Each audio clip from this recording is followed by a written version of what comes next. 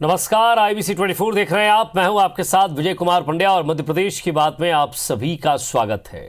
मध्य प्रदेश के उपचुनाव की 28 सीट, जी हां, जिन पर उपचुनाव की तमाम तैयारियां आपने देखी, प्रचार देखा, आज प्रचार थम गया।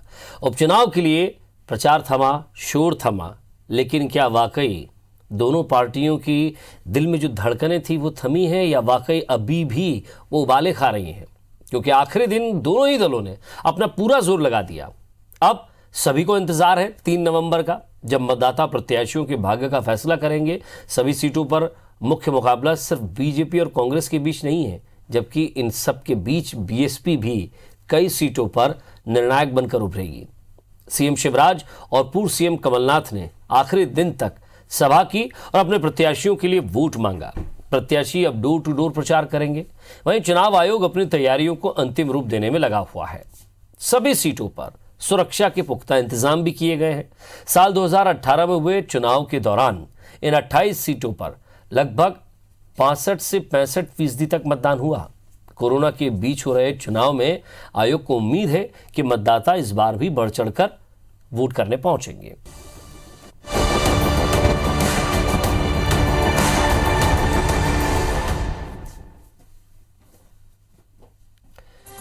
सीएम शिवराज ने 64 सभाएं और रोड शो किया है। जो स्टार प्रचारक थे, 53 जनसभा और रोड शो किए ज्योतिरादित्य सिंधिया ने। प्रदेश अध्यक्ष वीडी शर्मा ने 39 जनसभा के साथ रोड शो किए। केंद्रीय मंत्री नरेंद्र सिंह तोमर ने लगभग 36 जनसभा के साथ रोड शो किया। पूर्व मुख्यमंत्री कमलनाथ ने कांग्रेस की ओर से 42 सभाओं के साथ रोड शो किया। 25 से 30 आम सभा और नुक्कड़ सभाएं दिग्विजय सिंह ने की। 13 सभाएं सचिन पायलट की। 13 सभाएं आचार्य प्रमोद कृष्णन की। तो ये स्टार प्रचारक थे जिन्होंने प्रचार में पूरी ताकत झोंकी। अब जिम्मा है किसी के पास, तो वो है बूथ स्तर के और मंडल स्तर के कार्यकर्ताओं पर। और बीजेपी कह रही है कि हम बूथ स्तर पर मजबूती से काम करते हैं। कांग्रेस का भी अपना दावा है। चलिए, इसी पर हम बातचीत करेंगे। कुणाल चौधरी जी, कांग्रेस विधायक, हमारे साथ जुड़ रहे हैं। साथ ही साथ जेपी मूलचंदानी जी, बीजेपी प्रवक्ता है, वो भी हमारे साथ जुड़ रहे हैं। आप दोनों का स्वागत। और सवाल ये कि प्रचार तो खत्म हो गया है, डोर टू डोर प्रचार चल रहा है और जितने भी कद्दावर नेता थे उन्होंने अपना जोर दिखा दिया है। कुणाल जी, चाहे पूर्व सीएम कमलनाथ हो, आप हो, जीतू पटवारी हो, बाकी जितने भी नेता हो, चाहे सचिन पायलट हो, आचार्य प्रमोद कृष्णन हो, हर व्यक्ति ने पूरा प्रयास किया। अब प्रयास के बाद सीधे सीधे बात आ जाती है बूथ, मंडल और कमेटियों की, जो अब काम करेगी। जो अब ये जो समय होगा, यही कहते हैं कि अब जो मिट्टी की जो हांडी होगी उसके पकने का समय यही है। किसमें कितना जोर है? देखिए, स्पष्ट है जो बात आपने कही कि मध्य प्रदेश के इस उपचुनाव के अंदर सारी पार्टियों ने अपनी पूरी ताकत लगाई और सभी लोग, सभी दल ने अपनी अपनी ताकत लगाने का काम किया। पर इस बार का ये जो चुनाव है, ये जनता के बीच का और बिकाऊ लाल मिलावट रामों के बीच का है, जिन्होंने मध्य प्रदेश की जनता के जनादेश को बेचा, उसके मत को बेचा, उसके विचारों को बेचने का काम किया। क्योंकि जब भी कोई विधायक बनने जाता है, हाथ जोड़ता है, पैर पड़ता है कि हम आपकी सेवा करेंगे। जनता भी मत देती है कि आप सेवा करो, इस विचार को देती है, 5 साल के लिए सरकार बनाती है। तो इस बार का जो चुनाव जनता लड़ रही है और जिस प्रकार का रिस्पांस कांग्रेस पार्टी को मिला है, मैं लगातार कई दौरों पे, आज भी मेरे करीब 3-4 जगह सभाएं थी, बाइक रैलियां थी, अलग अलग प्रोग्राम थे। दिन भर जो स्थितियां, परिस्थितियां है, मध्य प्रदेश की जनता इस चुनाव को लड़ रही है और इस देश के लोकतंत्र को बचाने के लिए, इस देश के संविधान को बचाने के लिए हर एक व्यक्ति कार्यकर्ता बनके, कि लोकतांत्रिक मूल्यों का कार्यकर्ता बनके, मुझे लगता है। और आप देखेंगे कि 28 सीटों पे 28 की 28 सीटें कांग्रेस पार्टी जीतेगी। हर जगह कार्यकर्ता कार्यकर्ता उत्साहित है, क्योंकि कार्यकर्ता के साथ भी धोखा करा है, क्योंकि ये 25 लोग वो हैं जिन्होंने मध्य प्रदेश के कार्यकर्ता से पिछली बार वोट लिया था और कांग्रेस के कार्यकर्ता ने इसका दिन रात साथ दिया था, रीति नीति को पहुंचाया था, इनके विचारों को पहुंचाया था, पार्टी के विचारों को पहुंचाया था, और बीजेपी के कार्यकर्ताओं ने इनका विरोध किया था। तब उन कार्यकर्ताओं की दम पे कोई भी विधायक बनता, विधायक के खुद घर घर पहुंच जाए इतना संभव नहीं होता, पूरे प्रदेश एक साथ विधानसभा पहुंच जाए, वो कार्यकर्ता मेहनत करता। तो दोनों कार्यकर्ता जिस व्यक्ति के दुश्मन हो चुके, क्योंकि जो कांग्रेस का कार्यकर्ता जिसको धोखा दिया है वो भी इनका दुश्मन हो चुका, और जो बीजेपी का कार्यकर्ता पहले इनको गालियां देता था आज वो भी मन से नहीं लग सकता। तो कहीं ना कहीं आप देखेंगे कि ये कार्यकर्ताओं का चुनाव नहीं कि जो कार्यकर्ता एक एक बूथ पे एक एक वोट के लिए लड़ता था। इस बार मध्य प्रदेश की जनता, मध्य प्रदेश का कार्यकर्ता इन बिकाऊ लालों को सबक सिखाने के लिए कि लोकतांत्रिक मूल्यों के भरोसे के लिए इस चुनाव को लड़ रहा है, इस देश के संविधान को बचाने के लिए। और आप देखेंगे अप्रत्याशित नतीजे आएंगे और कहीं ना कहीं 28 की 28 सीटें कांग्रेस पार्टी जीतेगी। जी, कुणाल चौधरी जी, जिस तरह से इस उपचुनाव में दो बातें बहुत अहम रही हैं। प्रचार का तरीका बहुत अलग रहा, प्रचार की भाषा बहुत अलग रही, प्रचार में शब्दों की मर्यादा कहाँ तक कितनी गई ये भी आपने देखा। सोशल मीडिया से लेकर हर जगह, मीडिया हो, अखबार हो, प्रिंट मीडिया, हर जगह हर ये कोशिश की गई कि हमें सबसे बेहतर अपने आप को बताना है, चारित्रिक रूप से भी और साथ ही साथ पार्टी के रूप से भी। लड़ाई ये भी थी कि गद्दार वर्सेस खुद्दार की लड़ाई आप लड़ रहे थे। आपने क्या देखा इस उपचुनाव के पूरे प्रचार में? क्या लगा आपको कि वाकई ये मुद्दे काम करते हैं, या फिर अब चुनाव प्रचार का तरीका या जिस तरह मैं भी आपको देखता हूँ सोशल मीडिया पर आप बने रहते हैं, प्रचार का तरीका और सोशल मीडिया का तरीका बदल चुका है, पहले जैसे चुनाव नहीं रहे, क्योंकि ये उपचुनाव नॉर्मल उपचुनाव नहीं है, ये उपचुनाव सरकार तय करेगा। देखिए स्पष्ट है, ये नॉर्मल उपचुनाव नहीं है। नॉर्मल उपचुनाव होते हैं कोई मर जाता है तब होते हैं। ये उपचुनाव है कि जिनका विधायकों का जमीर मर गया, जिनने जनता के वोट को मार डाला, उसके खिलाफ ये उपचुनाव है। तो ये नॉर्मल उपचुनाव तो है ही नहीं। हम भी ये बात सब जगह कह रहे हैं और जनता भी ये बात को समझ रही है कि नॉर्मल उपचुनाव कब आता है, जब कोई कैंडिडेट मर जाता है और पर मरे हुए जमीर के व्यक्तियों के खिलाफ जब चुनाव लड़ा जाता है। और इस बार मूल मुद्दे से कांग्रेस पार्टी हमेशा मूल मुद्दों पर चुनाव लड़ती रही। हमने हमारे हिसाब बताया 15 महीने हमने क्या किया, गौशालाओं के काम करे, किसान कर्जा माफ करा, गरीब की पेंशन बढ़ाई, अलग अलग वर्गों के लिए माफिया के खिलाफ अभियान चलाया, शुद्ध का युद्ध चलाया और अलग अलग तरीके से। और आगे आके हम एमएसपी का काम करेंगे, जो बचा हुआ कर्जा माफ करेंगे, बेटी पेंशन बढ़ाएंगे, बेटियों की शादी के पैसे जो 51,000 थे जो इन्होंने 28 कर दिए उसे वापस बढ़ाने का काम करेंगे। हमने मूल मुद्दों पर चुनाव लड़ने की पूरी कोशिश करी। पर भारतीय जनता पार्टी जो 15 साल सत्ता और सरकार में रही, जिन्होंने खरीदे हुए जनादेश के बिगर पैर की सरकार बनाई, वो एक भी जगह मूल मुद्दों पे नहीं, कभी मैं ऐसा हूं, मैं इस तरह का हूं, और रोने धोने और जिस तरह से जिसे कहते हैं ना, एक भी बात की 15 साल में हमने ये किया, हम आगे आके ये करेंगे, हमारी ये रणनीति, हमने पिछले 6 महीने में आपको ये करके बताया।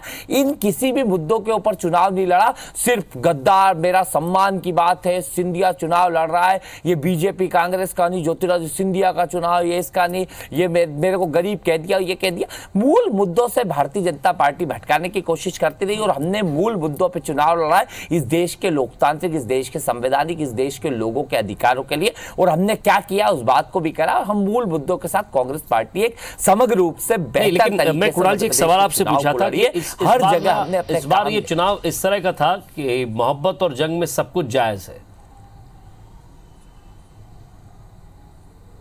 देखिए भारतीय जनता पार्टी ने जिस प्रकार से काम किया है, चरित्र का हनन किया, लोकतंत्र का कत्ल किया, उन्हें हर तरह की पराकाष्ठा पार कर चुके हैं। और पराकाष्ठा पार करने के बाद, गलती करने के बाद उस चीज को सही ठहराने के लिए हर तरह के गलत झूठ शब्दों की चयन, क्योंकि कई बार मैं खुद ही किसान को लेके आया कि कर्जे माफ हुए, किसान कह रहे हैं, सदन के अंदर खुद कह रहे हैं, बाहर जाके रोज झूठ बोलने का काम कर रहे हैं। 51,000 बेटियों की शादी में खुद लेके आया, मेरे यहाँ 4 सम्मेलन हुए, चारों के पैसे आ गए, कह रहे एक भी बेटियों को पैसे नहीं मिले। कहीं भी 4-6 महीने 5 महीने से इन्हें पेंशन नहीं दी है गरीब की, जो 600 हो गई थी, हमने 300 की 600 बढ़ाई, ये हर व्यक्ति के खाते में पहुंचा। गाय के इन्होंने कत्ल खाने खोले थे 15 साल में, एक भी नई गौशाला नहीं खोली थी, बंद करी थी गौशाला को। हमने हजारों गौशाला खोलने का काम किया। हम तो मूल मुद्दों पे, पर इन्होंने हर तरह की, जिसे कहते हैं ना कि झूठ को छुपाने के लिए इन्होंने खरीदे हुए जनादेश की बिगर पैर की जो सरकार बनाई, इसको बचाने के लिए, इसको सही दिखाने के लिए हमने सही करा।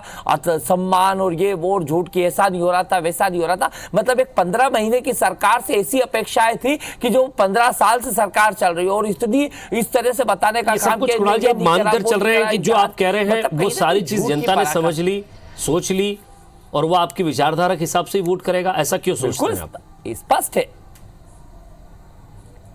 देखिए, मैंने आपको क्या कहा, ये जो चुनौती भारतीय जनता पार्टी ने दी, कांग्रेस को चुनौती नहीं दी, इस देश के संविधान को, इस देश के लोकतंत्र को, इस देश के अंदर उस मतदाता को कि आपका मत किसी को भी दो, हम उसे बेचने की जरूरत करेंगे। और जनता भोली है इस मध्य प्रदेश की, समझदार है पर खुददार बहुत बड़ी है। उनके साथ, क्योंकि मैं भी वोट मांगने जाता हूं, मैं भी एक विधायक हूं, तो मैं ये सोचूं कि मेरे को इतने वोट मिले, 87-90 हजार वोट तो मेरी जेब के वोट थे या मेरे घर के, तो ये गलत फहमी नहीं पाल सकता मैं, क्योंकि मेरे ही पार्टी की रीति नीति को 15 साल बीजेपी को 5-5 साल के 3 टेन्योर दिए, उनको जनता ने जिताने का काम किया और उनको दिया, उनको ठीक लगा तो उन्होंने अगली बार फिर जिताया। पर इस बार जब कांग्रेस को मत दिए, कांग्रेस को जिताने का काम किया, वो भी देखना चाहते थे कि एक नए जनादेश के साथ एक नई सरकार बनी है, क्या काम करती है, और 5 साल बाद इसका जनता मूल्यांकन करती है। पर जनता, क्योंकि सरकारें आती और जाती, लोकतंत्र में कोई नई बात नहीं है, पर इस बार सरकार आई गई जनता के उद्देश्य से नहीं है, ये सिर्फ खरीद फरोख्त करके जनता लोकतंत्र को तोड़ के, लोकतंत्र का कत्ल करके इस बार सरकार बनाई और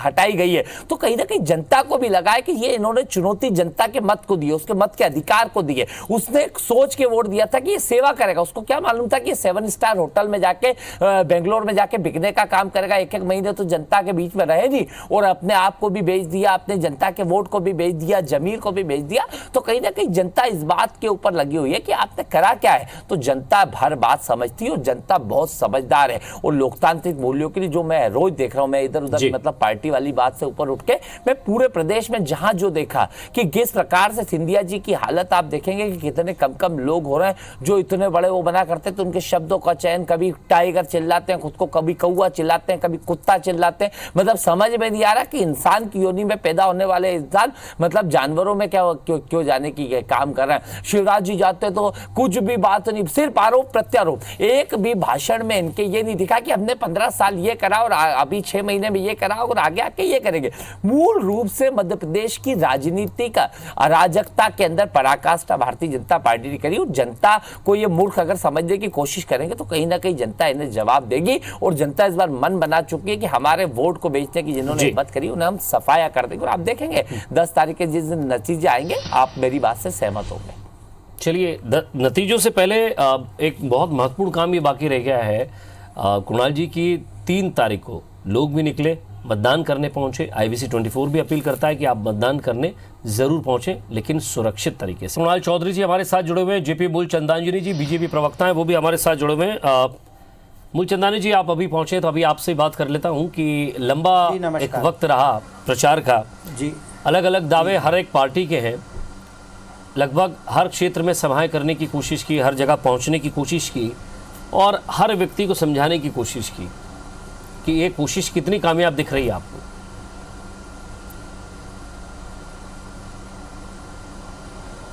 निश्चित रूप से हमारी पूरे प्रयास, हमारी पूरी कोशिश, भारतीय जनता पार्टी का जो एजेंडा था वो विकास का एजेंडा था।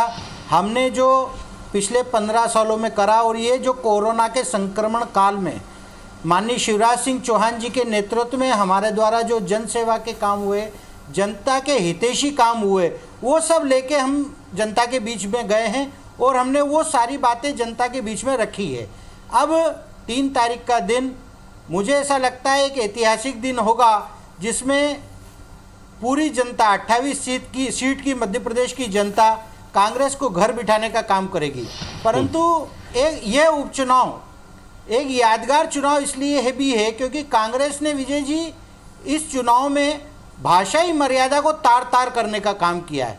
चाहे हम कमलनाथ जी की बात करें या पूरी कांग्रेस पार्टी के नेताओं की बात करें, जिस प्रकार से इन्होंने भाषाओं की मर्यादाओं का उल्लंघन किया है, मुझे नहीं लगता कि मध्य प्रदेश के इतिहास में इस प्रकार की भाषाई मर्यादाओं का उल्लंघन कभी पहले हुआ था। चाहे हम बात करें, बात चालू करते हैं नालायक और लायक से, उसके बाद भूखे नंगे, गरीब, आइटम, इस प्रकार की जो बदजुबानी इस उपचुनाव में हुई है उसे भी जनता ने देखा है। और मुझे लगता है कि भारतीय जनता पार्टी का तो एक ही लक्ष्य था कि हमने जो विकास कार्य किए हैं वो निश्चित रूप से जनता के सामने जाए और जनता को तय करने दें कि जनता क्या चाहती है। जनता के पास में 15 महीने का इनका एक कार्यकाल है जिसमें वचन भंग करने का काम इन्होंने किया था। जो 15 महीने की इनकी सरकार रही, जो जिन वादे पे आई थी और आने के बाद इनके इरादे पूरे बदल गए, उस पे जो जनता को ठगा सा महसूस जनता ने किया है। मैं भी कई सीटों पर प्रचार प्रसार के माध्यम से जाना मेरा हुआ है और मैंने देखा है कि जनता को बहुत स्पष्ट है कि हमने एक बार कांग्रेस को मौका जरूर दिया था, परंतु वो अपने आप को ठगा सा महसूस कर रहे थे। और इसके परिणाम मुझे लगता है कि 3 तारीख को और उसके बाद 10 तारीख को जब रिजल्ट आएगा तो ये प्रदेश की जनता, आप और हम सब देखेंगे कि कांग्रेस को बहुत ही घर बिठाने का काम सभी प्रत्याशी को जनता ने मन बना लिया है। और मुझे कोई इसमें 2 राय या 2 मत नहीं दिखता है कि कांग्रेस को बिल्कुल घर बैठने का काम करेगी और भारतीय जनता पार्टी की सरकार और मजबूती के साथ मध्य प्रदेश में माननीय शिवराज सिंह चौहान जी के नेतृत्व में काम करेगी। कुणाल चौधरी जी, जेपी जी कह रहे हैं कि जनता ने तो मन बना लिया है, आप भी कह रहे हैं जनता ने मन बना लिया है। मन किसकी तरफ बना लिया है ये भी हम लगातार दिखा रहे हैं। 3 तारीख को मन भी सामने आ जाएगा, लेकिन मत दोनों के अलग हो सकते हैं। एक पक्ष है, एक विपक्ष है, लेकिन पक्ष को विपक्ष में कौन लाया, विपक्ष में कौन बैठा, और अब क्या वाकई विपक्ष की तैयारी है या पक्ष की तैयारी है? कुणाल जी, क्या आपको लगता है कि जेपी जी जो कह रहे हैं वो बिल्कुल सटीक है, जनता उनकी तरफ भी जा सकती है? देखिए, जनता के रुख को ना तो जेपी जी पहचान पाएंगे ना जिसको जान पाएंगे, क्योंकि झूठ बोलो, जोर से बोलो, बार बार बोलो। अभी इनका पर ये आरोप लगा रहे हैं सर कि भाषाई मर्यादा खत्म की आप लोगों ने। एक काम बता नहीं पाएंगे। नहीं, आरोप नहीं, मैं बता, भाषाई मर्यादा बस ये रोना। कुणाल जी, आप मेरे बड़े भाई हैं, ना तो मैं झूठ बोल रहा हूँ ना जोर से बोल रहा हूँ। मेरी आदत नहीं है झूठ बोलने की और जोर से बोलने की। मैंने आपकी सुन ली, मैंने आपकी बात सुन ली, मैंने अभी आपकी बात पूरी सुनी भैया। नहीं, आप मेरे बड़े भाई हैं, आप मेरे, मैं आपको बहुत सम्मान करता हूँ, परंतु जो आपने बात कही कि झूठ बोल रहे हैं और जोर से बोल रहे हैं, तो मैं तो जोर से बोल ही नहीं रहा हूँ। मैंने अभी जी मेरा ये बिसाऊ लाल जी पे तो आपने कोई बात ही नहीं करी। वो क्या कह रहे हैं, सिंधिया जी पे वो बात ही नहीं करी, खुद को कौआ कह रहे हैं, कभी खुद को कुत्ता कह रहे हैं, क्या कह रहे हैं, ये तो आपने उस बात के तो ऊपर जिक्र ही नहीं करा। नालायक, लायक, ये तो सब अपनी जगह, ये तो जनता जान रही कि किस प्रकार की बिकाऊ लाल जी का शब्द तो आपके द्वारा रचित किया गया था। किसान भारतीय जनता पार्टी ने कभी भी प्लीज शब्दों की मर्यादा नहीं, आप है ना, थोड़ा है ना, इनको थोड़ा शांति रखा करो, शांति, उठक बैठक मत लगाया करो आप। थोड़े किसान की बात आती है, उठक बैठक क्यों लगाते हो? एक मिनट, किसान की बात आती है, उठक बैठक क्यों लगाते हो आप किसान की बात पे उठक बैठक क्यों लगाने लगते हो भैया? बात सुना तो करो। अब आप 15 साल की आपकी सरकार ने किसान आप अगर उसको शीश झुकाने को उठक बैठक कहेंगे तो मुझे लगता है हमने अगर कर्जा माफ कर दिया तो आपको क्या तकलीफ है? क्या तकलीफ है इसमें? क्या दो? अरे जनता ने किसको चुना था सब माफ कर दिया आपने। जनता के 2 लाख का कर्जा आपने माफ करने का वचन दिया था। आपने एक भी किसान का कर्जा अगर माफ किया हो, अरे ये विधानसभा में कमल पटेल जी से पता कर लो। चैलेंज करता हूं कि 2 लाख रुपए तक का कर्जा आपने माफ किया क्या? ये आईबीसी खुद की न्यूज चैनल, तो कांग्रेस के लोग दिखाओ क्या वीडियो? नहीं, कांग्रेस के, अरे यार फिर कांग्रेस, ये इनका समस्या किसान की बात आती। हाँ, बिकाऊ थे, वो गए, बिकाऊ लोग गए, कार्यकर्ता नहीं है, नेता कार्यकर्ता नहीं, ये नेता बिकाऊ थे, ये गए। अरे नहीं, ये तो आप फिर अब आप थोड़ा शांति रखो, उठक बैठक मत लगाओ किसान की बात पे। उठक बैठक मत, शांति, चलिए शांति, चलो शांति, चलो शांति। अपनी बात बाद में करो, शांति। अरे किसान पे रोने लगते हो, चलो शांति। बिकाऊ लाल है, तो मैंने तो अभी बोला ये प्रचार के दौरान चली। कुणाल जी और जेपी जी, यही बहस पूरे प्रचार के दौरान चली। अब इंतजार करना। मैं इन शब्दों का गंभीरता से खंडन करता हूँ। चलिए, खंडन मंडन और जो चंदन लगाने का काम किसने किया, ये सब हो गया जेपी भाई और कुणाल जी। अब तो इंतजार सिर्फ 3 तारीख का है। बूथ स्तर के कार्यकर्ताओं को कह दीजिए कि तैयार हो जाए, क्योंकि अभी तो टोटा कार्यकर्ताओं का है। अभी टोटा कार्यकर्ताओं का है कि किसके पास कितने बूथ स्तर पे कितने लोग बचे हैं, कौन घर से। चलिए बहुत बहुत शुक्रिया आप दोनों का हमारे साथ जुड़ने के लिए और बातचीत के लिए।